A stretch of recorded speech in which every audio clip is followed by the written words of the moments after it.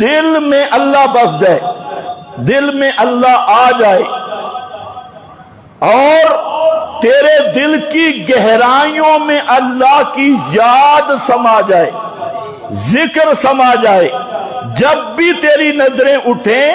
تو سب سے پہلی نظر تیری اللہ پہ نظر اعتماد اور نظر توکل ہو۔ یہ اگر اس چیز میں مضبوط ہو گیا توحید تیری پکی ہو گئی، اور یہ مضبوطی ہے، اور اسی توحید کو پکا کرنا ہے تو اس میں ایک چیز دعا ہے۔ دعا ہے ہر وقت اللہ کو پکارنا، چھوٹی سے چھوٹی بات ہو، بڑی سے بڑی بات ہو۔ آپ ایک پیغمبر کریم صلی اللہ علیہ وسلم نے اگر آپ کا اسوہ حسنہ دیکھیں تو ہر موڑ پر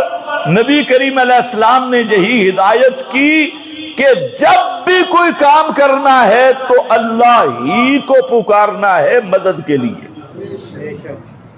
تاکہ توحید پر پکے رہو۔